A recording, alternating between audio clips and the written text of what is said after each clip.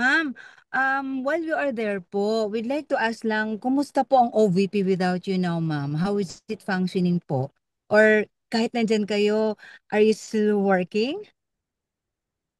Yes ma'am, opo.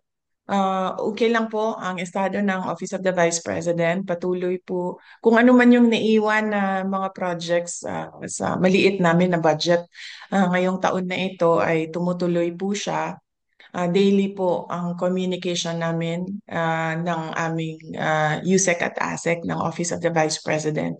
And ito po ngayon, ginagamit ko na laptop, kakakuha ko lang para makapagtrabaho ako sa mga office work na kailangan namin at gawin yung mga meetings na kailangan ko gawin sa trabaho ko dyan sa Office of the Vice President.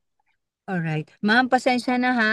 I hate to ask this pero may panawagan po ang palasyo na as Vice President, yet though they understand you as a daughter, a lawyer, pero bilang Vice President daw po, kayo rin ho ay meron din daw tungkulin sa mamamayang Pilipino. Kaya ang panawagan nila, ma'am, is umuwi ka na rin daw dapat dito para magampanan niyo po ang kanyang tungkulin. Ay, inyong tungkulin rather. Right, opo.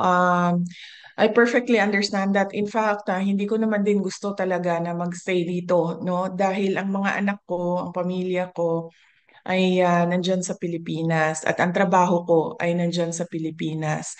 Pero as Vice President, may duty din ako sa isang kababayan natin, isang Filipino citizen who is held against his will dito sa ICC Detention Center.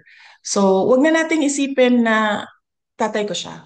Isipin na lang natin na Vice President ako at gumagawa ako ng paraan kung paano maibalik natin ang isang Filipino citizen sa ating bayan. At hindi ko nakakalimutan ang aking trabaho diyan sa Office of the Vice President. Araw-araw kami nag-uusap ng aking mga kasamahan.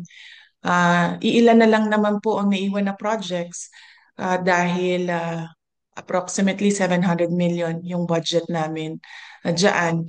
At yung projects namin, karamihan ay magdidepende sa end of school year ng mga kabataan dahil nakatutok kami sa advokasya namin sa edukasyon. So ang preparations namin ay before magbukas ang bagong school year sa mga GIDA areas ng mga public schools natin. So, yes.